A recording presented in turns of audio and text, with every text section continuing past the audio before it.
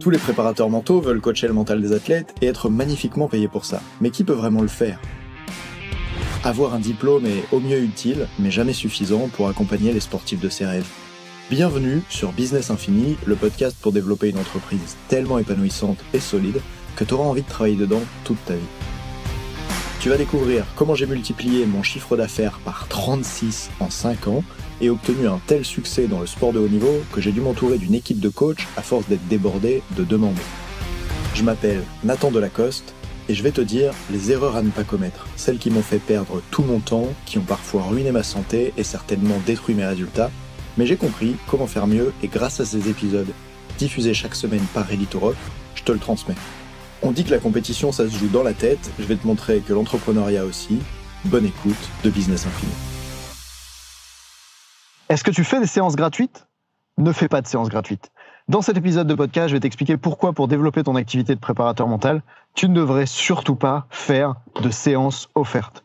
Et ça te surprendra peut-être d'entendre ce que je dis là parce que tu m'as probablement entendu proposer déjà un rendez-vous offert avec moi. Alors qu'est-ce que je veux dire par là quand je dis surtout n'offre pas de séance offerte ?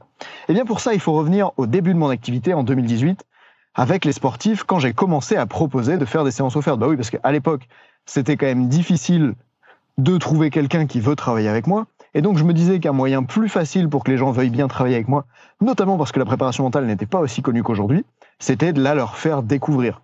Et c'est comme ça que je me suis mis à proposer des séances offertes. D'ailleurs, à l'époque, je me souviens, j'avais même fait un challenge où j'avais récolté une centaine de personnes sur Facebook et je faisais un tirage au sort et 5 personnes allaient gagner une séance gratuite avec moi. Bref, tu vois, j'étais vraiment dans ce truc des séances gratuites et j'en ai fait plein. J'ai un tableur devant moi presque au moment où je te parle. Bon, là, je suis en train de marcher dans la forêt pour te faire cet épisode. Mais j'ai un tableur sur lequel tu peux voir que j'ai fait plus de 60 séances gratuites avec 60 personnes différentes. Après, j'ai arrêté de le noter. Et ce que je voudrais te dire par rapport à tout ça, c'est que les séances gratuites, ça ne marche pas, ou en tout cas, c'est pas du tout optimal. Et écoute maintenant pour savoir pourquoi ça ne marche pas. Qu'est-ce qui se passe dans les séances gratuites ? Donc la personne, en principe, elle arrive avec un problème, parce que quand même, tu bosses pas avec n'importe qui. Donc par exemple, le joueur de rugby ou l'athlète, il arrive avec un problème, et toi, dans cette séance-là, tu veux tellement lui montrer que la préparation mentale, c'est intéressant, que tu donnes tout pour pouvoir aider cette personne-là. Pendant la séance, tu fais ce qu'il faut avec elle, tu lui poses les bonnes questions, tu fais de la visualisation, tu fais quoi que ce soit. D'ailleurs, à l'époque, je n'entraînais pas du tout de la même façon qu'aujourd'hui. C'est ça qui est marrant, c'est de se dire que ça peut changer d'un moment à l'autre, la manière dont tu t'y prends. Oui, il y a des motos dans la forêt, je sais pas si tu les entends, ça m'a interrompu. Bref, je continue. Ce qui se passe donc, c'est que dans ces séances-là, tu donnes tout pour aider l'autre. Et si tu es un peu un bon coach, il est possible en une séance que la personne, elle se sente avancer vers sa problématique.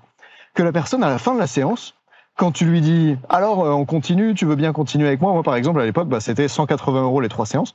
Donc, je pouvais dire « Ok, est-ce que ça t'a plu aujourd'hui ? C'était comment pour toi ?» Là, elle allait me dire « Ah, c'est trop bien, machin. » Je vais lui dire « Ok, est-ce que tu veux continuer sur 3 séances à 180 €? » Et là, la personne, elle me disait « Bah, franchement, non, parce que aujourd'hui, ça m'a déjà tellement aidé ce que t'as dit, que là, avec tout ce qu'on a vu, en plus, j'ai juste envie d'aller essayer ça. » Et ça, si tu fais partie des gens qui ont l'habitude de faire des séances gratuites, ça fait partie du type de problème que tu rencontres.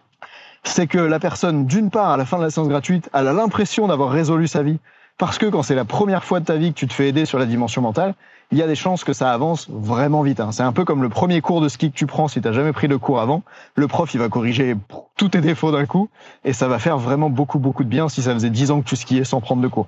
Donc la personne, elle arrive à la fin de cette séance et elle se dit « Ah bah en fait, j'ai plus de problème. » Et là, il se passe un truc, c'est que toi, tu te rappelles dans ta tête de prep mentale que t'es pas magicien. Et donc, même si en une séance, tu l'as aidée, et en plus, quand elle a des nouvelles perspectives comme ça, quand ça bouge, il y a l'effet dopamine, la personne, elle se sent bien, elle voit une nouvelle façon, etc. À ce moment-là, en fait, elle n'a pas envie de payer la douleur, parce que dans le cerveau, payer une somme d'argent, ça active les mêmes zones de la douleur que les douleurs physiques. J'avais vu notamment pas mal de partages de Romain Bouvet là-dessus, qui est un chercheur du CNRS, en tout cas un ancien chercheur.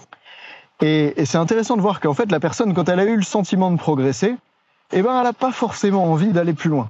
Alors tu pourrais me dire, c'est dommage, parce que si les gens ils se sentent progresser, normalement ils devraient avoir qu'une envie, c'est d'aller plus loin.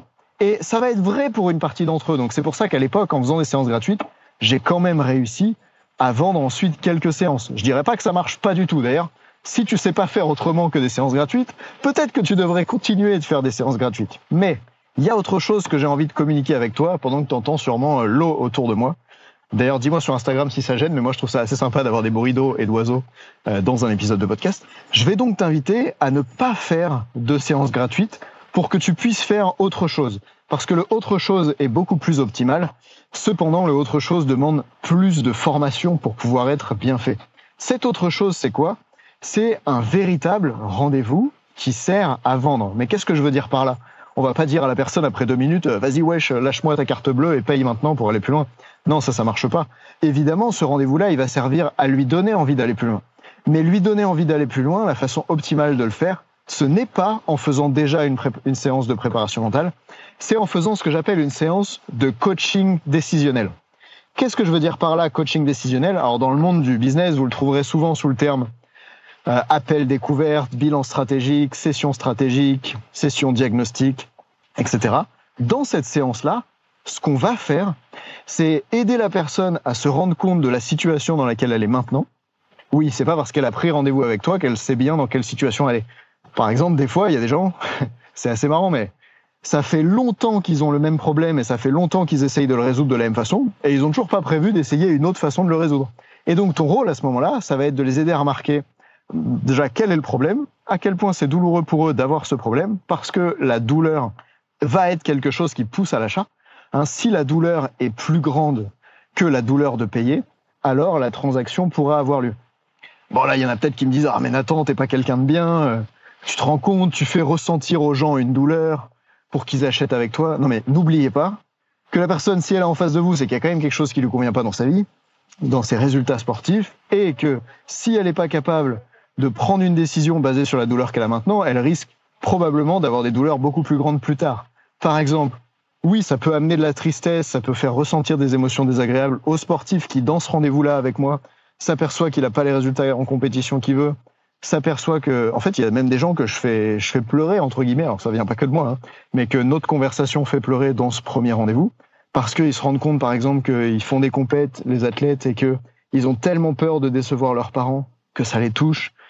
Et au moment où ils vont comprendre ça pendant ce rendez-vous, ils peuvent avoir les larmes qui viennent aux yeux, etc. Donc il y a une forme de douleur qui est présente à ce moment-là. Sauf que je crois que cette douleur, elle est complètement OK. Parce que c'est cette douleur-là qui va ensuite leur permettre de prendre la décision que c'est tellement important pour eux qu'ils veulent investir du temps, de l'énergie, en fait qu'ils veulent investir des ressources. Il y a 4 types de ressources. Temps, énergie, pensée, argent. Et donc, on veut qu'ils puissent investir ça. Et pour qu'ils investissent ça, il faut qu'ils se rendent compte que c'est important pour eux. Alors, voici les étapes que j'utilise pour que la personne puisse prendre conscience de ça. Et d'ailleurs, elle n'achète pas forcément à la fin de l'appel. Je vais pas te dire que j'ai un taux de closing. Donc, pour traduire le terme, taux de closing, c'est à quel point est-ce que tu convertis ces rendez-vous avec des prospects en clients qui achètent. Je ne vais pas te dire que j'ai un taux de closing à 100%. Mais avec cette méthode-là, tu peux avoir un taux de closing beaucoup plus élevé qu'en faisant des séances gratuites. Surtout sur des accompagnements qui sont vendus beaucoup plus cher, notamment parce que le but de cette séance-là, c'est de faire décider la personne de s'engager sur un nombre de séances finalement assez important. En tout cas, c'est mon point de vue aujourd'hui. À l'époque où j'ai commencé en 2018, je faisais des trucs de 3 séances et ça m'allait bien. Mais aujourd'hui, je suis plus d'accord en fait pour faire juste 3 séances. Parce que j'ai compris que j'étais pas magicien et que pour moi, c'est du boulot de faire évoluer un athlète de haut niveau. C'est du boulot de faire évoluer un entraîneur d'équipe de France. Et si on veut vraiment atteindre de grandes choses, si on veut pouvoir faire du bon boulot, on a besoin de partir sur une certaine quantité de travail. C'est pour ça qu'aujourd'hui, j'ai plus d'accompagnement pour les sportifs en dessous de 10 séances, sauf quelques rares exceptions où on peut faire que 6 séances s'ils ont déjà été accompagnés, par exemple, par un autre prep mental sur un certain nombre de thématiques et qui viennent me voir juste pour... Je pense à un skieur de très haut niveau qui était venu me voir pour des peurs sur le kicker. C'était assez étroit, l'accompagnement qu'on a fait. Et donc là-dessus, j'avais accepté de faire moins de séances. Mais voilà, sinon, je pars pas sur moins de 10 séances. Et donc, pour vendre un accompagnement plus long, la personne, elle a besoin de vraiment prendre une décision de s'engager. C'est pour ça que ce rendez-vous, cette session diagnostique dont je parle, c'est une session qui sert à s'engager. Donc, dans ce rendez-vous de coaching décisionnel, j'appelle ça coach décisionnel parce que je trouve ça beaucoup plus sympa pour toi que vendeur, quand tu te dis que tu peux être la personne qui aide la personne à décider d'aller plus loin. En fait, je trouve ça assez magnifique parce que moi, les fois où on l'a fait avec moi, ça change ta vie quand tu décides de te faire coacher. Donc.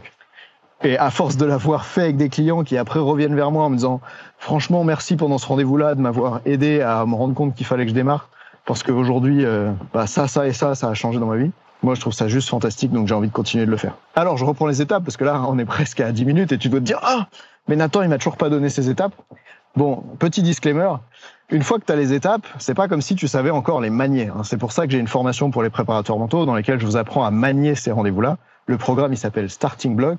Viens m'en parler si tu veux. Et en fait, dans ce programme-là, je t'apprends justement à faire un premier rendez-vous qui va donner envie à la personne de travailler avec toi et de travailler avec toi dans les termes que tu veux. C'est-à-dire peut-être suffisamment longtemps pour que tu puisses faire du bon boulot, etc. Donc, dans ce rendez-vous, en premier, on va étudier la situation de la personne, c'est quoi le problème qu'elle rencontre et à quel point c'est douloureux pour elle. Il y a 2 types de douleurs. Il y a les douleurs qui sont des douleurs émotionnelles, ok, c'est ce que la personne elle ressent, et il y a l'autre type de douleur qui est une douleur tangible, c'est-à-dire concrètement, qu'est-ce que ça m'empêche de faire. Dans le cas de la douleur tangible, parfois l'athlète il va venir avec ce sentiment qu'il manque de confiance en lui pour réaliser une nouvelle figure, par exemple, ou il manque de confiance en lui pour oser faire quelque chose. Eh bien, à ce moment-là, lui, il a déjà conscience du problème tangible, et moi, je vais l'aider à prendre conscience de en quoi c'est un problème pour lui, d'un point de vue émotionnel. Par exemple, l'aider à remarquer que ça crée beaucoup de frustration chez lui, et après, il aura peut-être envie de démarrer un accompagnement pour justement sortir de cette frustration-là, ou se rendre compte que le problème, finalement, c'est pas le problème tangible où il ose pas faire cette figure, c'est que, émotionnellement, c'est si frustrant pour lui de ne pas réussir à l'envoyer, de ne pas réussir à oser, que cet océan de frustration pour lui crée l'incapacité à y aller. Ok, donc là, en fait, l'idée, c'est un petit peu d'élargir le cône, c'est de faire ressentir à la personne qu'il n'y a pas que le côté tangible ou que le côté émotionnel. Et c'est marrant parce que souvent, les gens vont vous parler de l'un ou de l'autre. Et ça va être à vous, en fonction de qui vous avez en face de vous, de les faire parler de l'un ou de l'autre. Bref, je donne pas plus d'exemples maintenant pour garder cet épisode de podcast court. Une fois qu'on a le problème de la personne, par exemple, moi, je vais lui dire, pour obtenir une réponse à ça, je vais dire, ok, pourquoi est-ce que tu as pris rendez-vous avec moi aujourd'hui? C'est quoi ton plus gros challenge? Et donc là, la personne va me parler de son problème. Ensuite, on va aller voir en quoi est-ce que ce problème est un problème pour lui ou pour elle, à quel point c'est douloureux, émotionnellement, tangiblement parlant. Ensuite, on va aller voir pourquoi c'est important qu'elle change maintenant. Et ça fait vraiment une différence extraordinaire. Toutes les fois où j'ai oublié de poser cette question, eh bien, c'est des fois où, beaucoup plus souvent, je vais pas closer, en fait, beaucoup plus souvent, la personne ne va pas décider de s'engager. Parce que elle pourrait se dire tiens, je vais le faire plus tard, etc. En fait, ton rôle, c'est d'aider à prendre conscience à la personne de quel est le bon moment pour elle, pour qu'elle change, et est-ce que ce moment-là, c'est maintenant. Et en fait, il y a beaucoup de gens, il y a beaucoup, par exemple, d'entraîneurs que j'ai accompagnés qui avaient le même problème depuis des saisons, et qui n'avaient pas démarré quelque chose véritablement pour le résoudre. Ils cherchaient des petites solutions, ils allaient voir des petites vidéos, ils demandaient un conseil à leurs proches autour, mais ils s'étaient pas engagés dans un processus, par exemple, d'accompagnement pour aller beaucoup plus loin. Et donc moi, mon rôle à ce moment-là, c'est de les aider à voir pourquoi tu veux changer maintenant. Et parfois, ils vont me dire parce que l'année prochaine, je rentre dans la formation en football en BEF, je veux devenir coach professionnel, et donc là, c'est le moment pour moi, c'est pas plus tard. Ok, donc le but ici, c'est pas de forcer les gens à avoir envie de démarrer maintenant, mais c'est plutôt de les aider à prendre conscience qu'en fait, c'est de ça dont ils ont envie. Parce que probablement que s'ils sont en face de toi ce jour-là, c'est qu'ils viennent pour résoudre quelque chose. Sinon, ils seraient en train de vivre leur vie de leur côté. Ils passeraient pas du temps avec toi. Alors, à ce moment-là, on va poser des questions comme par exemple, ok, je comprends que toi, tu as ce problème-là, que tu le vives comme ça. Pourquoi c'est important pour toi que ça change maintenant? D'ailleurs, tu peux voir qu'il y a un présupposé dans la question qui est c'est important pour l'autre personne que ça change maintenant. Mais on pourrait aussi le faire sans présupposé, avec un quand est-ce que ça, c'est important pour toi que ça change? Ou quand est-ce que tu veux faire changer ça? Donc là, la personne va répondre par rapport à ça. Et si la personne a dit « Ah, mais ça, c'est pas un problème très important pour moi.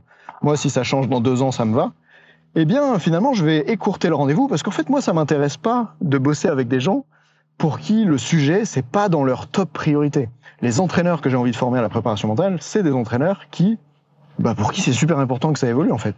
Et puis maintenant, quand j'accompagne des préparateurs mentaux à vivre de leur passion avec Starting Block, l'accélérateur pour les préparateurs mentaux, quand je vais avoir ces personnes-là dans le rendez-vous, si elles me disent « Ah, moi j'ai encore 2 ans de chômage devant moi et puis j'ai pas vraiment besoin de développer mon business, j'essaye de faire ça comme ça. C'est pas grave si ça évolue pas maintenant. » C'est pas le type de personne que je vais avoir envie d'intégrer dans la formation parce que la formation, elle va être difficile, il va pouvoir passer à l'action et même si c'est amusant et intéressant de le faire avec un bon groupe autour de soi, de gens déterminés, motivés, je vais avoir besoin justement pour renforcer ce groupe de qualité que la personne, elle soit réellement impliquée. Et c'est pour ça que cette question de pourquoi c'est important pour toi que ça change maintenant est tellement importante, parce que ça va t'aider à choisir est-ce que la personne en face de toi, elle fait partie des gens que tu as envie d'accompagner ou pas. Et attention, peut-être qu'aujourd'hui, si tu n'as pas de client, tu te dis « Ah, mais moi, Nathan, je serais bien prêt à travailler avec tout le monde. » Sauf que c'est pas la meilleure façon de développer ton business et de kiffer être épanoui dans tes accompagnements, je pense. Donc, une fois qu'on a demandé ça à la personne, on peut passer à l'étape d'après. L'étape d'après, c'est d'aller voir qu'est-ce qu'elle veut atteindre. Par exemple, une question que j'aime bien poser, c'est ok, imagine, j'ai une baguette magique et on se recroise dans la rue dans 6 mois et je te dis alors comment ça va?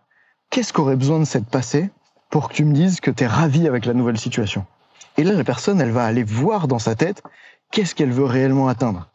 Qu'est-ce qui aurait besoin d'avoir changé dans son monde, dans sa vie, pour qu'elle soit ravie. Pourquoi je fais ça? Parce que souvent, les gens vont me parler de ce qui leur convient pas, mais ils vont pas trop te parler de ce qu'ils veulent vraiment atteindre.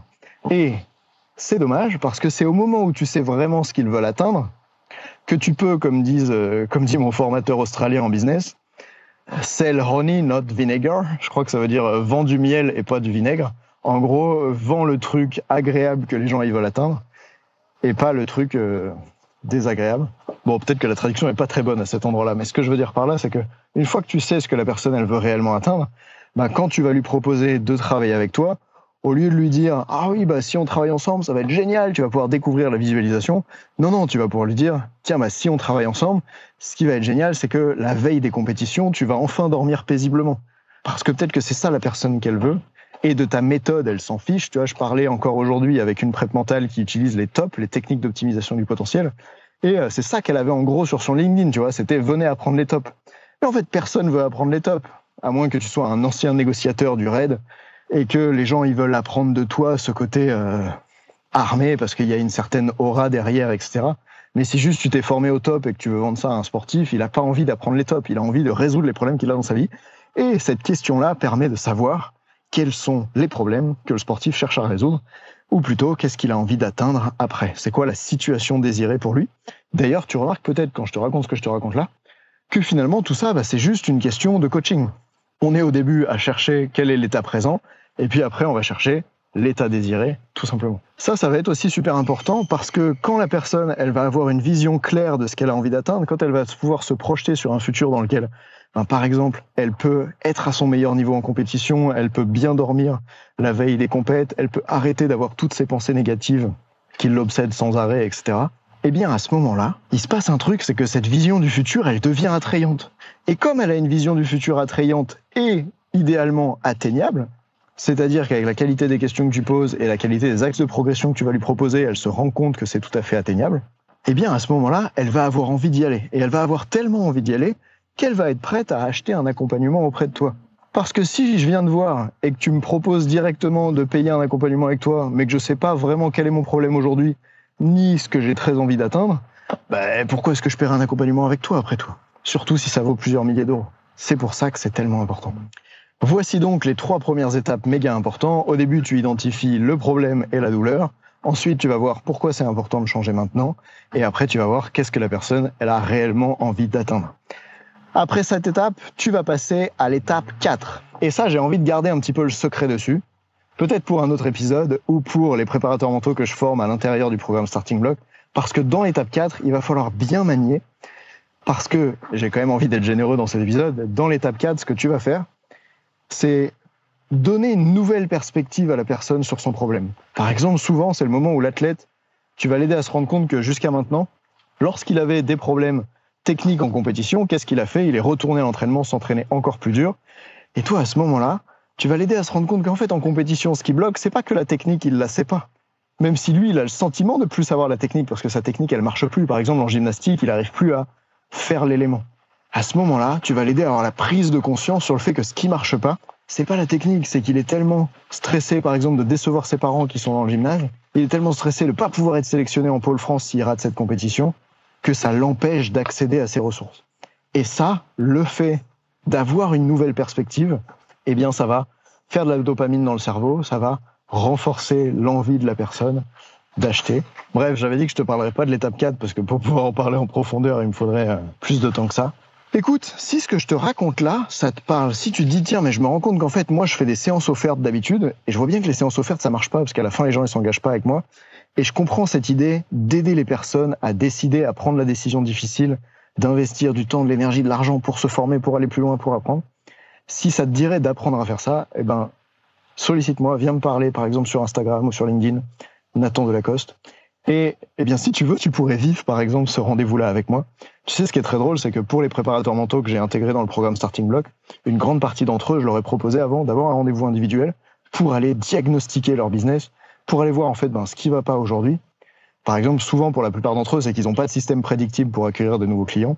Si je leur dis, là, tu as 30 heures devant toi pour trouver des nouveaux clients, comment est-ce que tu fais ? Et ils me disent, j'ai aucune idée de comment faire exactement en 30 heures pour trouver des nouveaux clients, alors que moi, dans mon business, je sais exactement comment le faire.